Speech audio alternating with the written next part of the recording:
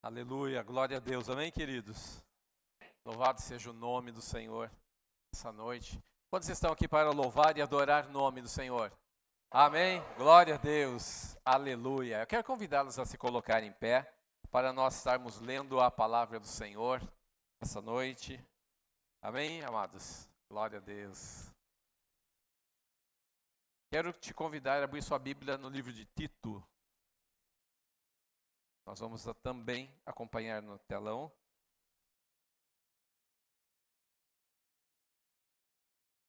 Aleluia. Obrigado. Nós vamos ler Tito 2, do 11 ao 13.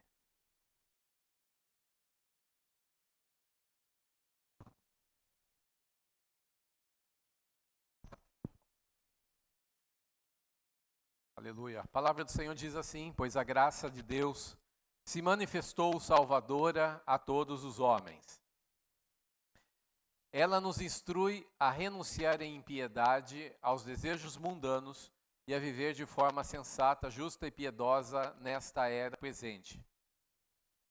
Enquanto aguardamos a bendita esperança, a gloriosa manifestação de nosso grande Deus e Salvador, Jesus Cristo. Aleluia. Amém? Vamos estar orando agora, falando com Deus. Peça que o Senhor esteja ministrando ao teu coração a palavra dessa noite. Amém? Pai de amor, nós louvamos o teu nome, te adoramos e pedimos que o Senhor se manifeste no meio da tua igreja, fale conosco. Que o Senhor esteja aqui para tratar conosco a respeito da tua palavra, do momento em que estamos. Pedimos que o Senhor se manifeste, meu Senhor, de tal forma que o Senhor esteja discernindo os pensamentos e as intenções do coração. Pedimos ao Senhor que se manifeste na tua palavra, de tal forma que a tua palavra, ainda que saia, Senhor Deus, e chegue ao coração de cada um como uma pequena semente, mas que ela produza algo tremendo, poderoso para o teu reino, aquilo que é de agrado da tua vontade. Que assim seja, para que o teu santo nome seja glorificado. Amarramos também toda a obra das trevas neste lugar, que caia por terra em nome do Senhor Jesus. E que teu nome seja estabelecido, a tua glória esteja neste lugar, em nome do Senhor Jesus Cristo. Amém e amém. Glória a Deus. Podem se assentar, amados. Aleluia.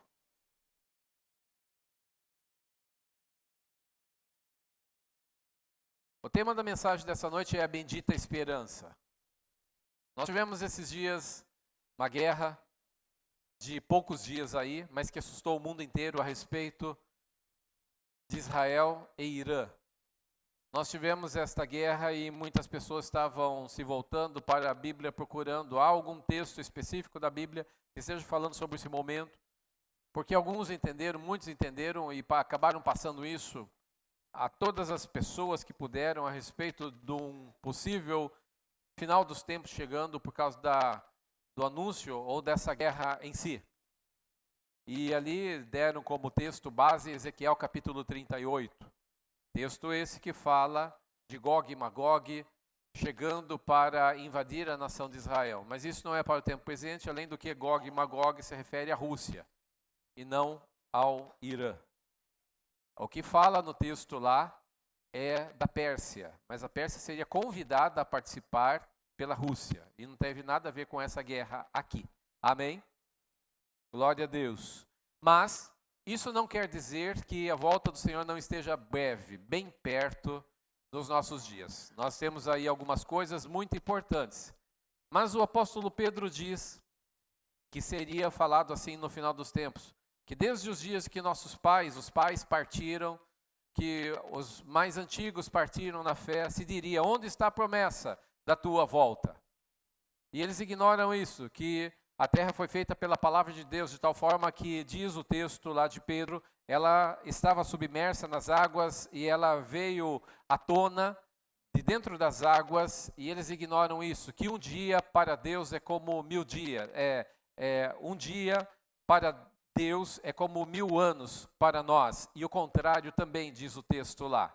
A noção de tempo é totalmente diferente do céu para este lugar, para a terra onde nós vivemos. E eu quero fazer uma pequena comparação aqui para que todos os irmãos entendam uma coisa. Porque o texto que nós lemos aqui nessa noite fala que nós estamos aguardando a bem-aventurada esperança e o aparecimento da glória de nosso Senhor Jesus Cristo. Amados, a palavra do Senhor, ela está nos revelando sobre a brevidade da volta do Senhor Jesus. E nós, quando olhamos para isso, dizemos, mas que brevidade é essa? Que já se faz 2.000 anos. Quase 2.000 anos que Jesus partiu. Então, algumas pessoas dizem isso. E eu quero aqui trazer uma teoria para que os irmãos entendam sobre a caixa de engrenagens. Essa teoria da caixa de engrenagens. Imagine você que você tem um relógio de pulso, e o seu relógio não é eletrônico, é um relógio que tem engrenagenzinhas pequenas dentro dele. Para você apertar o botãozinho ali, tirar e mexer nos ponteiros ali, é algo fácil de fazer. E também, para você mover num relógio desse, basta uma pequena pilha. Mas não é a mesma coisa que acontece na caixa de engrenagens de um carro. Porque ali, na caixa de câmbio de um carro mecânico, ele tem uma caixa de engrenagem e você com uma pilha pequena, você não move aquilo. E aquilo também, se você precisar frear, você precisa de muita força. E é por isso que o freio, hoje em dia, ele tem algo muito melhor do que os freios de antigamente, para poder parar aquela caixa de engrenagens. Estamos falando de uma caixa de engrenagens um pouco maior, que é de um carro. Mas se nós estivéssemos falando de uma caixa de engrenagens de um avião, nós estaríamos dizendo que é algo muito mais potente. De um navio transatlântico é muito, muito maior do que isso. E a questão é que podemos comparar dessa forma. A sua vida, se você chegar nessa noite, nós dissermos uma palavra de Deus e isso tocar no seu coração, e chamarmos pessoas para vir à frente e tomar uma mudança de vida, você diz, eu quero fazer essa mudança. Do que você depende para fazer essa mudança? De um sim seu, e simplesmente você vem aqui na frente e toma uma mudança. Mas, e para você mudar a sua família? Para você mudar o seu casamento, por exemplo, vamos lá, é uma caixa de engrenagem um pouco maior, você precisa do seu cônjuge também andando na mesma direção que você, amém? Não é só você dizer sim, é a outra pessoa também concordar e dizer sim. Mas se nós falarmos de uma família, vamos colocar uma família de 4 pessoas, ou 5, ou 6, a caixa de engrenagem é maior ainda.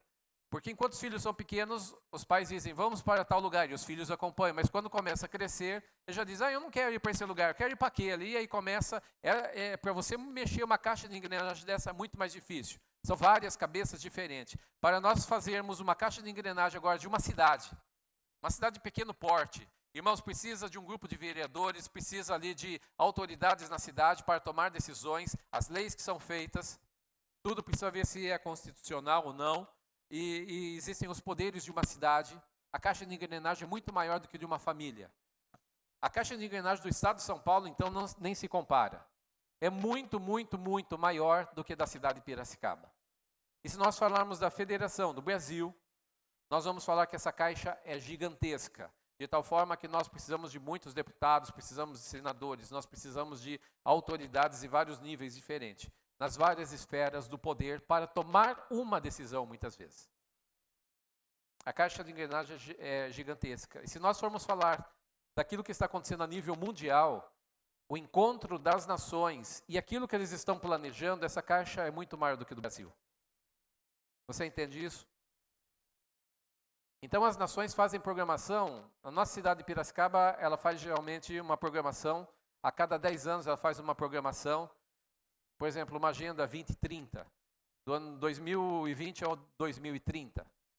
Mas essas autoridades mundiais, quando se encontram, eles fazem uma previsão maior do que essa. Eles vão fazendo algo maior. E quando nós falamos do universo, a caixa de engrenagens que move o universo, que move todas as coisas, é muito maior do que simplesmente um agrupamento das nações aqui na Terra. Deus é aquele que, conforme a Aline leu aqui, ele chama as estrelas e elas lhe obedecem. Então ele é o Senhor do universo, essa caixa de engrenagem é gigantesca. De tal forma que às vezes o nosso tempo aqui na Terra é de uma caixinha de engrenagem minúscula. E nós achamos que, por que Deus não faz isso agora? Ele não faz isso agora porque às vezes tem muitas coisas se movendo, muitas coisas acontecendo, e por acontecer que não dá para fazer uma coisa de imediato como nós queremos. Nós somos imediatistas. E na época do apóstolo Pedro, quase 2000 anos atrás, eles diziam, onde está a promessa da tua volta? Porque nós olhamos muitas vezes na nossa pequena caixa de engrenagens pequenininha, eu só mexer o ponteirinho do meu relógio que já mexeu o negócio. Não, estamos falando do universo, estamos falando da volta do Senhor Jesus e de tudo aquilo que envolve isso. Há algo muito maior acontecendo e por acontecer, e às vezes a nossa falta de paciência, porque os nossos dias na Terra são curtíssimos. Nós somos como formiguinhas aqui na Terra, que nós existimos hoje e amanhã nós não existimos mais. E nós achamos que Deus tem que se comportar dentro do nosso padrão de tempo. E não é assim. E a questão daquilo que Paulo está escrevendo para Tito, que era um discípulo do apóstolo Paulo, ele está escrevendo para ele a respeito da gloriosa esperança. E essa esperança, meus queridos, tem que estar sempre diante dos olhos da igreja. Quer muitos pais, quer muitos crentes já tenham dormido ao longo do tempo, ao longo do caminho, durante séculos e milênios. Mas a questão é, a volta do Senhor está diante de nós, sim. E para Jesus é breve isso. Para Jesus é breve, porque a noção de tempo no céu é diferente da noção de tempo da terra. Amém? E o tempo está sendo dito lá pelo apóstolo Pedro, que para Deus é como se fosse um dia, é como se fosse 1000 anos. 1000 anos aqui para os homens é como se fosse um dia para Deus também. Então, dependendo da situação, quando Deus quer operar, muitas vezes Ele programa para um dia especial, já muito tempo antes, como a cruz de Cristo. A cruz de Cristo, no dia que isso ia acontecer, Salmo 118, versículo 24, esse é o dia que o Senhor fez para que nos alegremos e nos regozijemos nele. Ali estava sendo profetizado no livro de Salmo 118, 24, que dia é esse que nós devemos nos alegrar e nos regozijar nele? Era o dia em que a vítima seria amarrada e seria levado ao sacrifício por nós. Está falando sobre a morte do Senhor Jesus. E para que aquele dia onde Jesus foi morto acontecesse, Deus já estava programando isso antes da fundação do mundo. Então, nesse sentido, vamos colocar que milhares de anos ali foi programado para que um dia acontecesse.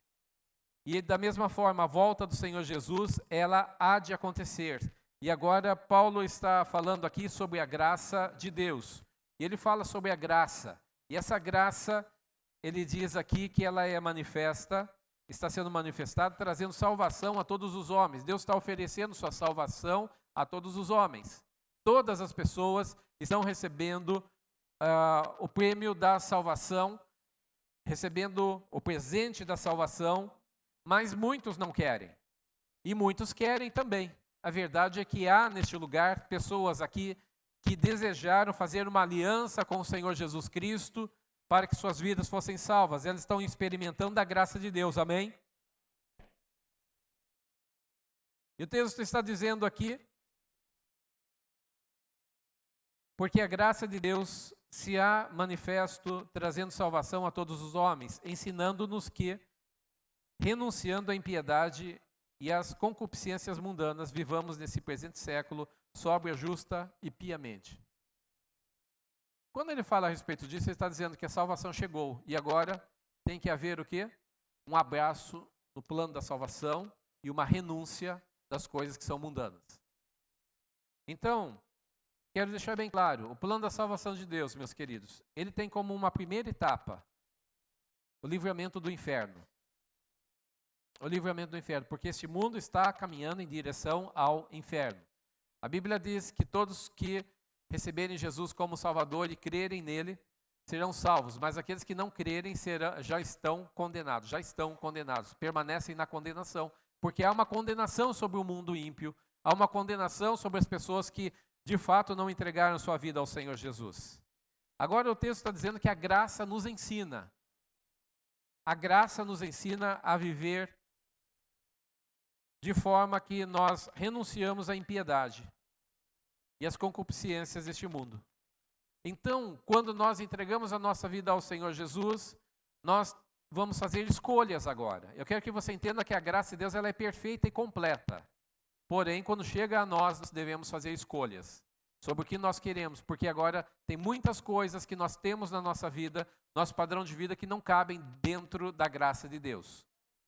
Não cabem, e elas precisam ser jogadas fora. Nós temos aí uma mala entre aspas, de objetos, de coisas e de padrões e costumes e pensamentos que não combinam com a graça de Deus. E quando nós recebemos a graça de Deus, nós vamos ter que olhar para o padrão de vida que nós temos e começar agora a fazer escolhas, porque a palavra do Senhor nos diz que nós não podemos nos conformar com este mundo, com a concupiscência deste mundo, com os padrões deste mundo, com os sofismas deste mundo. E este mundo tem pregado valores totalmente distorcidos nos dias atuais. O certo passou a ser errado e o errado passou a ser certo e valorizado. Irmãos, o crime hoje está sendo valorizado nas redes sociais, na TV, está sendo valorizado em muitos lugares. Passar a perna nos outros, fazer as coisas erradas está sendo valorizado. Nós temos visto pessoas se levantando, lideranças em nosso país, supervalorizando você roubar um celular, roubar as coisas dos outros para tomar uma cervejinha, porque eles dizem que não tem nada a ver isso daí, e as pessoas são pegas em assalto, muitas vezes são imediatamente liberadas depois da polícia ter prendido essas pessoas. Nós estamos vivendo um padrão de justiça podre no nosso país, nos dias atuais, e eu vou dizer para vocês, realmente, a nossa sociedade precisa encontrar Jesus Cristo como Salvador, porque o que pode transformar a impiedade do nosso país realmente é a pregação do Evangelho e essas pessoas terem um encontro com o Evangelho. Mas nesse aspecto, muitas igrejas têm fracassado nesse aspecto, porque eles têm pregado um Evangelho diluído em água para as pessoas e elas não conseguem ser salvas porque estão falando sobre prosperidade, estão falando sobre uma mudança simplesmente mental, uma mudança simplesmente para elas serem efetivas no seu serviço, nas coisas que estão fazendo no dia a dia, mas não estão falando da renúncia que elas precisam ter, porque elas não vão passar pelo caminho apertado da cruz de Cristo sem renunciar ao seu próprio ego. Pessoas que não aceitam não como resposta, pessoas que não aceitam abandonar os seus velhos padrões. O texto está dizendo aqui que a graça nos ensina, e se esses pastores fossem sinceros, eles pregariam realmente que se não houver arrependimento, não vai haver salvação. Precisa haver arrependimento e conversão para que haja salvação. E eu não estou pregando contra os pastores, mas estou dizendo que o Evangelho é assim, e ele deve continuar da forma como é, senão ele não surte o efeito que se espera. Nosso país está cheio de igrejas por todos os lados, um número gigantesco de pessoas, entre aspas, convertidas, mas não se vê fruto de conversão. E por que não se vê fruto de conversão?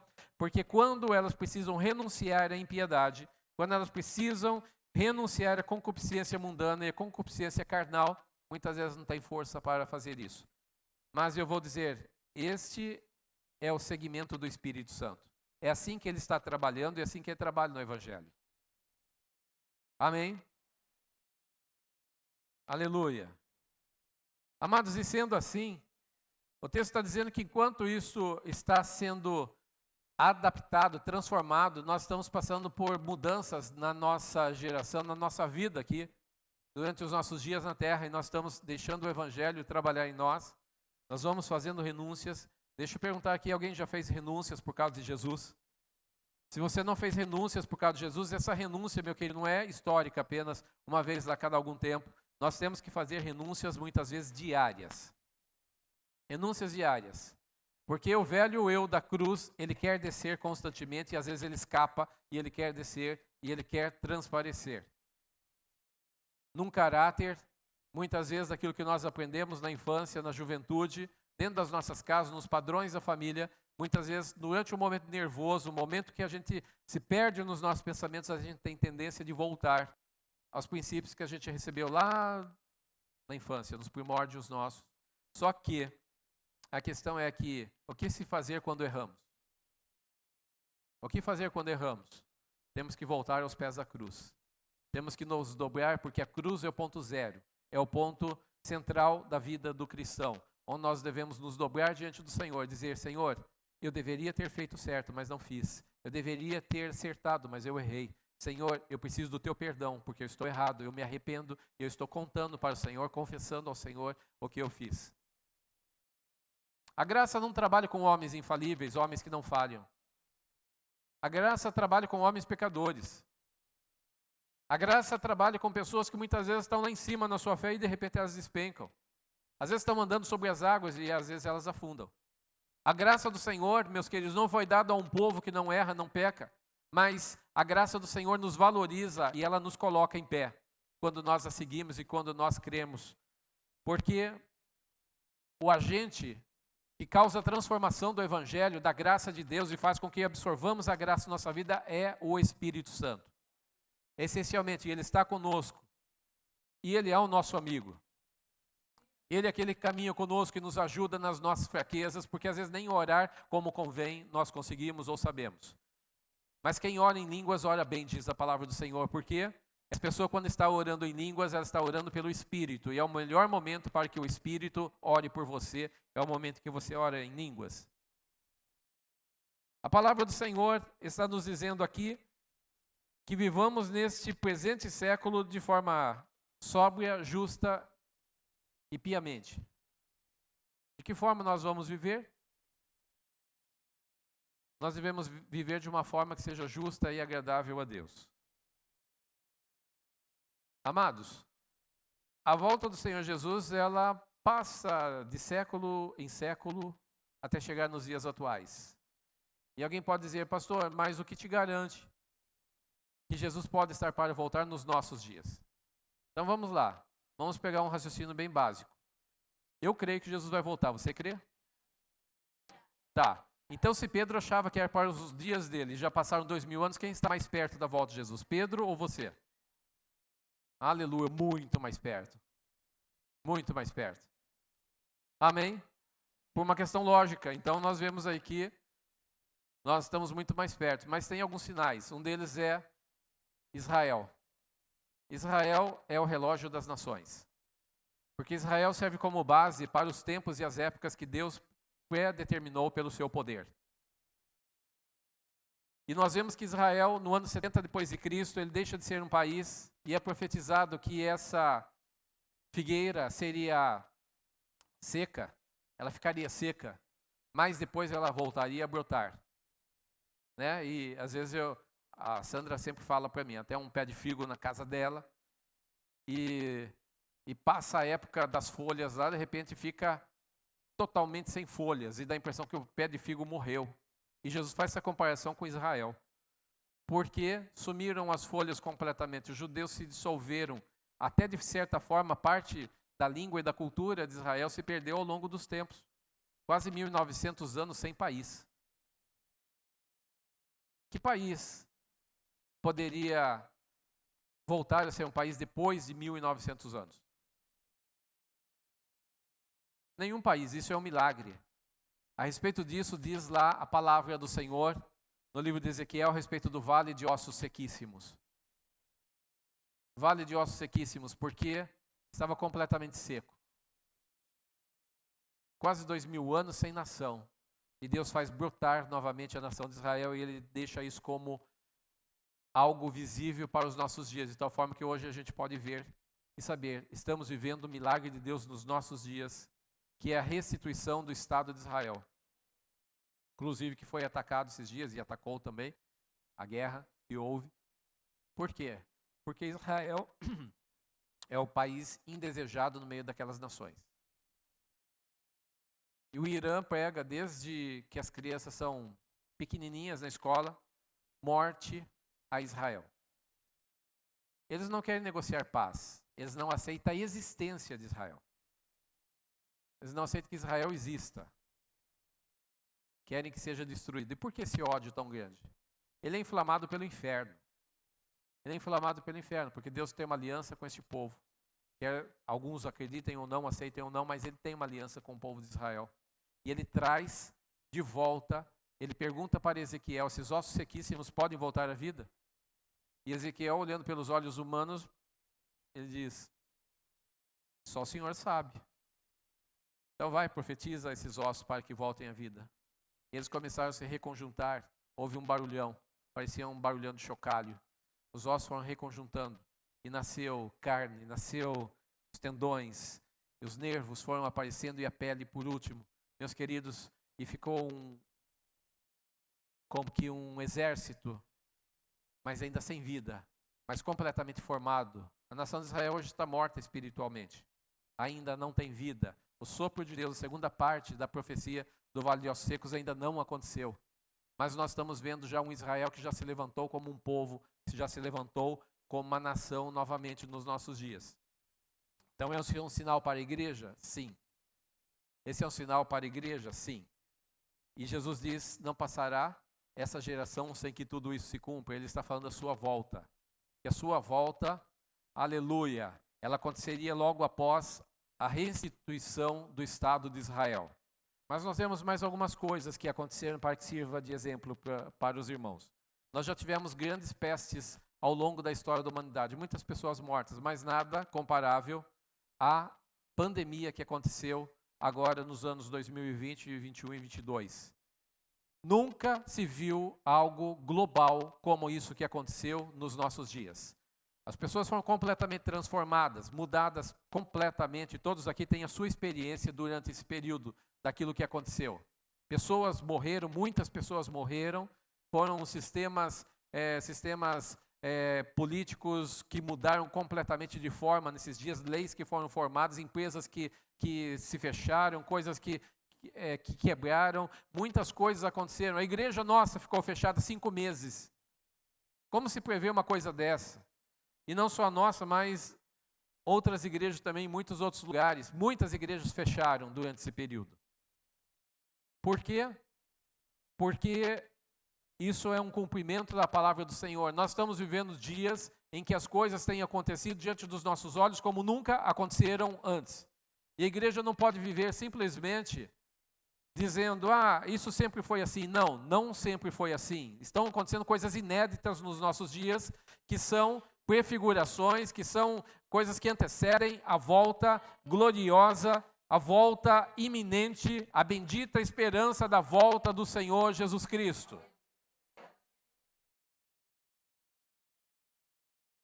Versículo 13, ele diz que nós devemos viver, versículo 12, viver uma forma justa, de forma piamente, de uma forma honesta, que agrade a Deus, aguardando, no versículo 13, a bem-aventurada esperança. Aguardando a bem-aventurada esperança. Tem muitos crentes que olham para a volta do Senhor Jesus como um momento de terror sobre a terra. Não. É a bem-aventurada esperança. Bem-aventurado quer dizer feliz, próspero, bem-sucedido. É algo esperado, aguardado pelo coração de todo crente sincero que ama a Deus. Ele vai aguardar a volta do Senhor Jesus, desejoso de que a volta do Senhor Jesus aconteça em seus dias. E a Bíblia diz, enquanto isso, nós devemos viver de uma forma que agrade a Deus. De uma forma que agrade a Deus. Aleluia. E o aparecimento da glória do grande Deus e nosso Senhor Jesus Cristo. Aparecimento da glória. A glória do Senhor vai ser revelada à igreja. A igreja será arrebatada. A volta do Senhor Jesus, ela será iminente. O que é uma volta iminente? É uma volta repentina, sem avisos prévios. Imagine que você saiu para o seu trabalho e de repente você tinha algo a resolver lá, você disse para o seu chefe, olha, pode contar comigo, amanhã cedo estou lá. No meio do caminho você é arrebatado. E aí, o que acontece? E seus familiares? Você talvez tenha saído para ir ao supermercado e de repente você não volta. Alguma coisa aconteceu no meio do caminho. Eu quero dizer para vocês, meus queridos, que a volta do Senhor Jesus, ela não terá nenhum sobreaviso. Mas ela está por acontecer.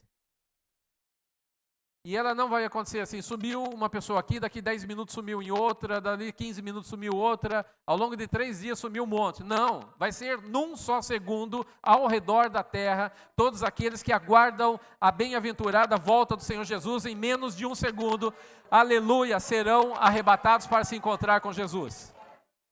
Nós temos isso diante dos nossos olhos, Jesus está por voltar.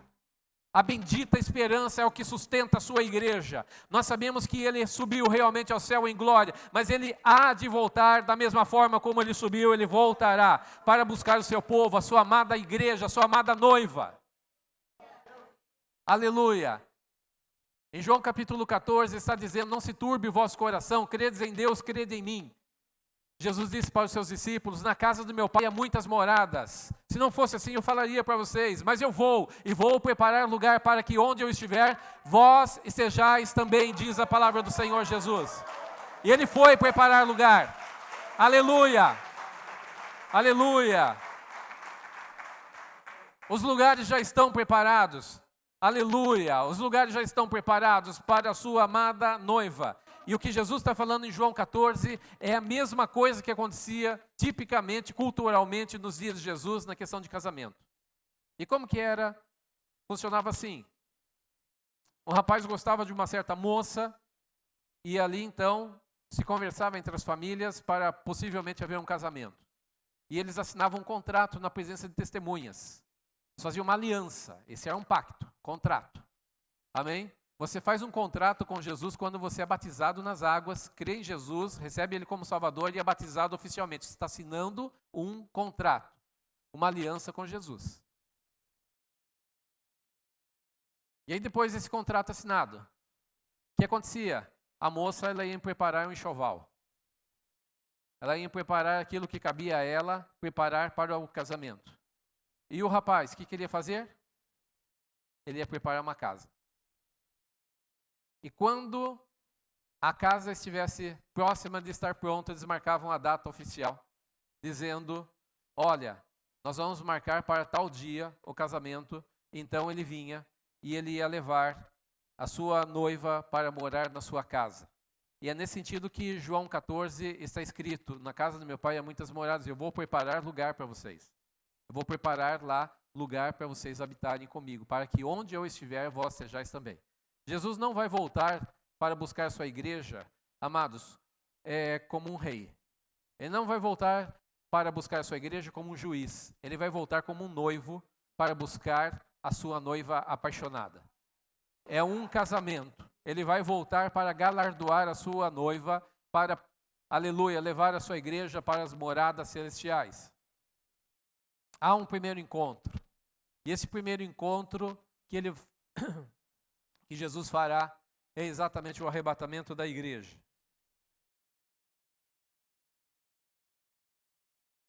Enquanto isso não acontece, nós estamos vendo terremotos, furacões, pestes e mais um monte de coisa aqui na terra. Como dores de parto. A terra está gemendo e cambaleando como bêbada, diz a palavra do Senhor. Estamos vivendo dias que as coisas estão estranhas, elas estão muito esquisitas nos nossos dias, intempéries acontecendo na natureza. Aleluia, mas quando eu vejo essas coisas, eu não fico com medo. É como se fosse o sopro de uma voz que vem suave ao meu coração dizendo, estou voltando. Estou voltando. Aleluia. E a sua volta não é assustadora para a sua igreja. A sua volta é uma volta que deve ser aguardada. É a bendita esperança da nossa glória, da glória que será manifesta em nós. Segunda carta de Pedro, capítulo 3, versículo 9. Tem como colocar para a gente aí? 9 e depois o versículo 13.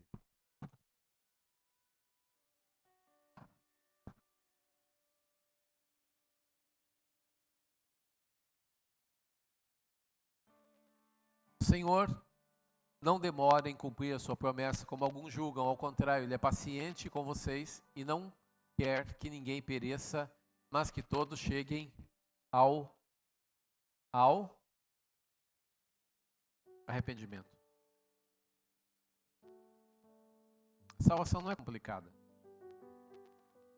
A parte mais difícil da salvação é quebrar o ego. Mas de acordo com a sua promessa, esperamos novos céus e nova terra, onde habita a justiça. Não foi só Paulo que escreveu. Já desde o Antigo Testamento está falando a respeito do dia do Senhor em que Ele voltará, em que Ele transformará, aleluia, essa terra. E futuramente Ele preparará novos céus e nova terra. Nós devemos viver uma vida agradável a Deus. Uma vida que agrade ao Senhor. Uma vida que faça Deus sorrir ao olhar para nós. Que Deus, ao olhar para a gente, Ele veja o quê? Realmente valeu a pena.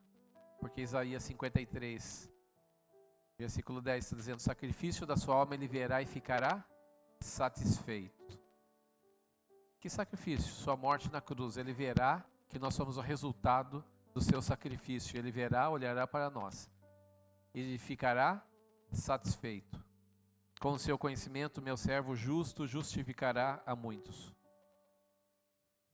Porquanto derramou a sua alma na morte, mas intercede pelos transgressores. Nós temos aleluia, um intercessor. Jesus é o nosso intercessor. Enquanto ele não volta como noivo para buscar a sua noiva, sua amada noiva, ele intercede por nós. E aqui embaixo o Espírito intercede por nós com gemidos inexprimíveis. E aí o que a gente deve fazer nesse tempo? Nós devemos ser a igreja gloriosa, sem mancha e sem ruga, que está vivendo nessa terra para, aleluia, influenciar, ser sal da terra e luz do mundo. Não ser influenciada pelo mundo, mas influenciar o mundo. Padrão de vida que influencia o mundo. Padrão de vida que influencia as pessoas. Porque eu vou dizer, tem muita gente que não vai ser salva, meus queridos. Mas elas foram influenciadas positivamente pela igreja. Quantas leis hoje estão circundando o mundo que foram trazidas pelo cristianismo, que melhoraram em muito a vida de muitas pessoas? Boa parte daquilo que se chama hoje direitos humanos sai de dentro da Bíblia. Por quê? Porque não era assim antes. As pessoas não tinham direitos, a questão de direitos humanos, de respeito e de tudo mais, não havia isso. Era a lei do mais forte. As pessoas eram atropeladas realmente e elas não tinham direitos. As pessoas mais fragilizadas não tinham quem gritar, elas não tinham quem falar. Mas a questão é que muitas leis têm sido mudadas, costumes na nossa sociedade têm sido mudados. Muitos deles. Às vezes eu vou comprar num estabelecimento, eu encontro pessoas e às vezes a gente tem algum contato com as pessoas e no final, às vezes sem falar nada, a pessoa me diz: Deus te abençoe. Ai, que bênção, não? Receber uma palavra dessa. Deus te abençoe. Às vezes você vai conversar com uma outra pessoa, ele fala: então, amado, não sei o quê. Fala: amado? Isso aí é linguagem de crente. Uma linguagem abençoadora, né? As pessoas não chamam assim e umas estão se comunicando com a outra e muitas vezes elas estão comunicando isso daí com pessoas que nem sabem se é crente ou não, mas elas estão dizendo: Deus te abençoe, vá em paz, creia no Senhor, né? Como que é importante isso? Porque nós estamos neste mundo exatamente para abençoar as pessoas. Nós estamos neste mundo realmente para falar do Evangelho, da bendita esperança, para falar para as pessoas que Jesus está voltando.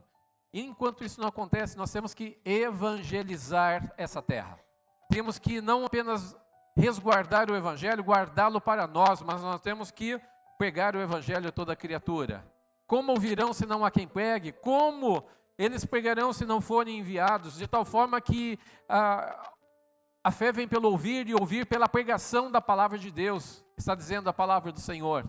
Meus amados, e nós temos que discipular, porque a questão do evangelismo, nós ganhamos pessoas, mas se elas não forem discipuladas, elas se perdem na sua grande maioria. E o discipulado é essencial. O discipulado nós vamos ensinar o passo a passo de cada pessoa e é uma ordem do Senhor Jesus. Ide e fazei discípulos de todas as nações, ensinando-os a guardar todas as coisas que eu vos tenho mandado, diz a palavra do Senhor.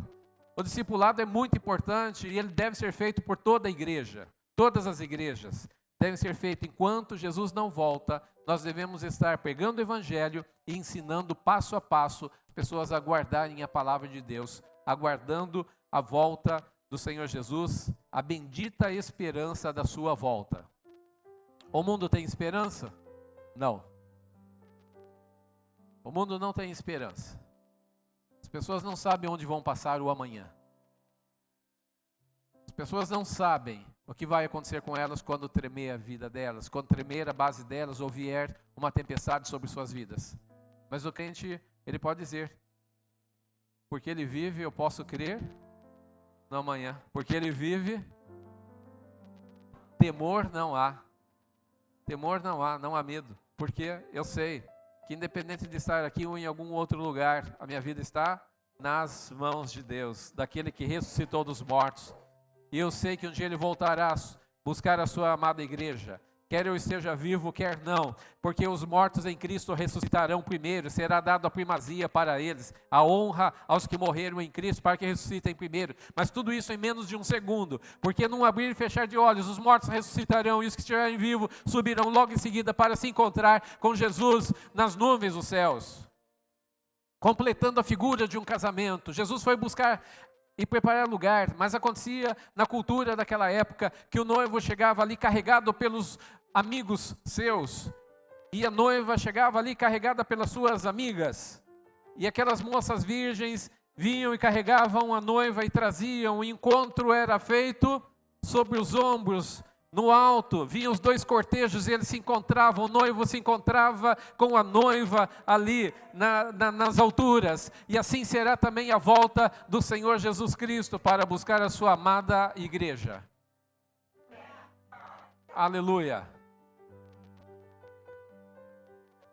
Nunca perca de vista a volta do Senhor Jesus. Nunca perca de vista, realmente. Amados, nós não estamos falando que dias melhores virão aqui sobre a terra. Eu não estou fazendo nenhuma promessa, nem a palavra do Senhor está dizendo, mas a palavra do Senhor traz a bendita esperança particularmente para a igreja do Senhor Jesus. Ele voltará. Céus e terra podem passar, mas as suas palavras não passarão. Conforme Ele prometeu, Ele cumprirá. Ele voltará para buscar a sua amada igreja. E nós temos o privilégio de ver aquilo que profetas não viram. Nós temos o privilégio de ver nos nossos dias coisas que os apóstolos profetizaram, escreveram na palavra do Senhor, como Paulo escreveu, mas ele não viu algumas coisas que nós estamos vendo nos nossos dias. Jesus disse em Mateus capítulo 24 e 25, boa parte disso já aconteceu, e nós estamos vendo e vivenciando nos nossos dias. Eles sabiam mais ou menos do que ia acontecer, mas nós vimos. Nós lemos as notícias nos jornais, nós vimos na TV, nós estamos vendo diariamente na internet, as coisas estão sendo propagadas, estão sendo faladas, sinais diante dos nossos olhos, escancaradamente sinais diante da igreja. A igreja não pode estar adormecida. Sabe por quê, queridos? Porque como nós nascemos no período do fim, muitas vezes nós não sabemos, às vezes nós não temos a plena noção de quão breve está a volta do Senhor Jesus. Porque nós nascemos nos dias atuais, nós estamos acostumados em ver algumas coisas que outros não viram. Mas quando lemos a palavra de Deus, ela nos situa, ela nos dá a perfeita dimensão das coisas. Que é como uma mulher grávida que está próxima de dar à luz. Começa um período das contrações, e as contrações são leves e espaçadas, e de repente elas vão ficando mais fortes, e o tempo vai diminuindo, e mais forte, até que a criança nasce. É o que nós estamos vendo nos nossos dias. Momento em que a igreja, e vamos falar assim, é como se a criança fosse expulsa do ventre materno no momento do seu nascimento. E de certa forma é isso que acontece, as contrações é para isso. A igreja será expulsa da terra. Vamos falar assim que o sistema deste mundo não concorda e não engole a igreja de jeito nenhum. Você pode chegar para o mundo inteiro, você pode falar sobre o budismo, você pode falar sobre o islamismo, você pode falar sobre o espiritismo, você pode falar sobre muitas coisas, mas quando você chega numa escola, quando você chega num lugar, num país e você fala de Jesus, as pessoas dão um passo para trás. Elas dão um passo para trás e dizem, aqui não pode falar de religião. Quer dizer, você pode falar de qualquer religião, mas quando falam de Jesus, elas não aceitam. E o nosso país, meus queridos, não se pode mais falar abertamente de Jesus dentro das nossas escolas, dentro de lugares públicos, nos nossos dias. Isso é o espírito do anticristo que está agindo realmente no nosso próprio país, que é um país de grande quantidade de pessoas evangélicas, mas mesmo assim, leis estão sendo colocadas e promulgadas a cada dia. Por quê? Porque a igreja será expulsa deste lugar. Entende que esse dia está chegando? A diferença é que nos dias do Êxodo,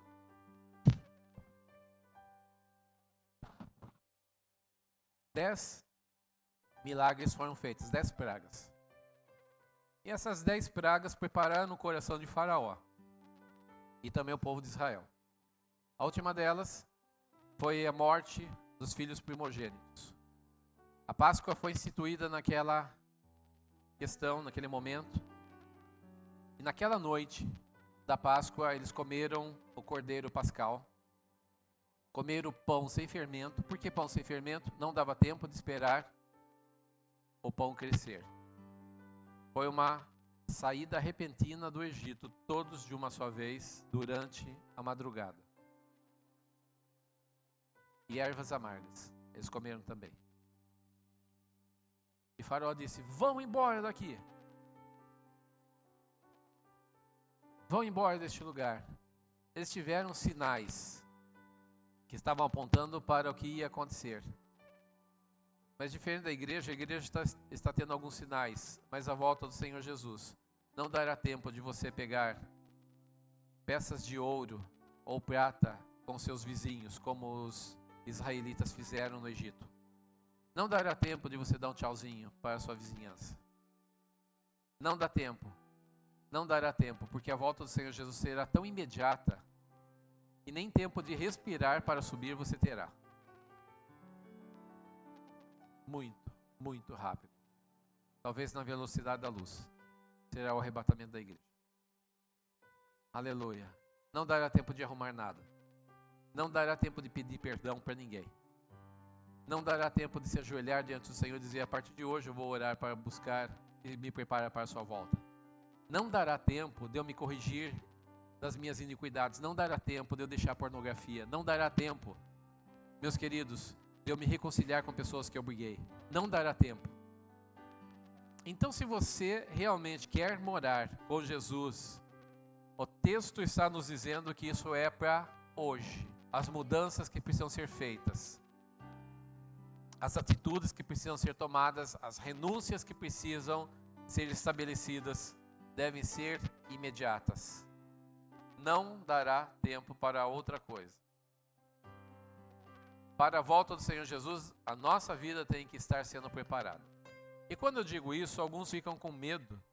E muitos de vocês estão olhando para mim agora com um olhar de muito medo. Dizendo: pastor, mas se for assim, então ninguém vai subir para se encontrar com Jesus. Não, ele sabe que nós somos imperfeitos. A questão não é ser imperfeito, meus queridos. E nem você vai subir sem ter nenhum pecado. Não é essa a questão. A questão é se você está nadando a favor da correnteza ou está nadando contra a correnteza. Porque tem muitos crentes que estão nadando de braçada no pecado.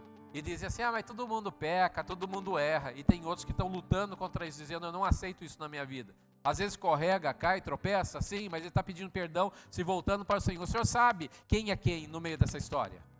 Porque perfeitos nós não somos, mas a questão é que, aleluia, Deus sabe quem está vivendo honestamente, sinceramente na sua presença e quer ver o seu reino e ama a sua volta, e quem está desinteressado nisso. Amém?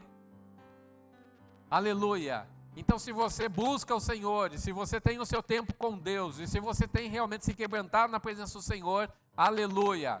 Então agora é tempo de fazer o quê? Levantar as suas mãos e dizer: eu aguardo a sua volta. Eu aguardo a sua volta, eu quero a sua volta. Senhor Jesus, eu amo a tua volta. É a minha esperança, é a bendita esperança da minha vida. Aleluia, as coisas vão ficar para trás. Aleluia. Tudo nessa terra vai ficar para trás, para me encontrar com o meu Senhor. Nós cantamos uma música nesta noite: eu encontrei o meu maior tesouro. Se Jesus é o meu maior tesouro, não existe outro tesouro, não existe outra coisa que seja mais apresentável, que seja mais amável para a igreja do que o seu grande tesouro, que é Jesus, e viver em sua presença, aleluia, e ter um encontro com Ele face a face. É o momento aguardado pela igreja do Senhor Jesus. Que isso tome conta dos nossos sonhos, das nossas visões, que isso tome conta das nossas orações, do nosso dia a dia, de buscar a sua face, buscar realmente esse encontro com Ele. Nós dizemos para Ele: enquanto o Senhor não volta oficialmente sobre as nuvens do céu, eu me encontro com o Senhor dentro do meu quarto em secreto, porque eu te amo, eu quero ter vida com o Senhor, eu quero a tua presença, eu quero a tua proximidade na minha vida. Não vivo sem o Senhor. Aleluia, porque se Jesus é o teu tesouro, o teu maior tesouro, aleluia, e você não assinou o contrato com Ele, batize, aleluia, batize, tem que assinar o contrato com Jesus. Quer pertencer a Ele, precisa realmente assinar o contrato. Ele virá buscar os aliançados com Ele. Amém? Aleluia. Eu quero te convidar a ficar em pé. Quero chamar os irmãos do louvor aqui. Aleluia.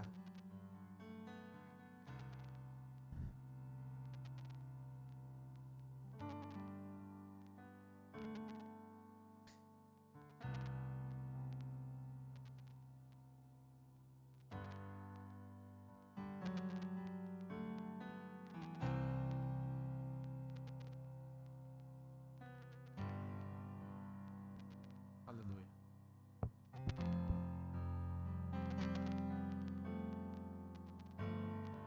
Aleluia. Um dia na glória serão lembradas as mensagens que nós tivemos aqui na terra.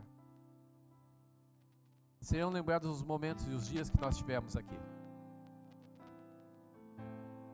Eu creio que muitas pessoas vão estar dizendo: bendito aquele dia em que eu abri o meu coração e me entreguei a Jesus. Outros estarão dizendo: bendito foi aquele dia em que eu me consertei diante de Deus e me voltei para Ele. Porque vai ser uma lembrança por toda a eternidade. Momentos que nós passamos juntos, meus queridos, compartilhando das nossas dificuldades, mas da fé em Cristo.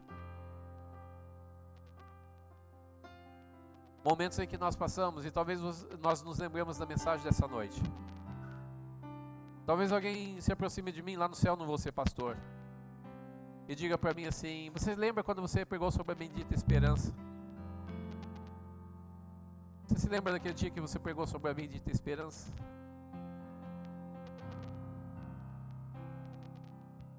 Amados, a sua volta se dará. Quer os presidentes aceitem ou não, quer a ONU diga que sim ou que não, quer reis, presidentes tentem acelerar ou brecar isso, não importa, Ele virá buscar o seu povo e voltará para julgar a terra depois, estabelecer o seu reino sobre a terra. Satanás quer levantar o seu império, quer levantar os seus homens nessa terra, ele quer levantar seus poderes nessa terra, mas eles serão todos destruídos, aniquilados diante do Senhor e do seu Cristo, como diz a palavra do Senhor. Ele virá em breve e estabelecerá o seu reino de justiça sobre a terra. Ele quebrará as nações com cetros de ferro, como se quebra vasos de barro, diz a palavra do Senhor. Nações deixarão de existir de um momento para o outro, porque Ele restabelecerá a geopolítica sobre o mundo, Ele restabelecerá o seu padrão de justiça sobre a terra.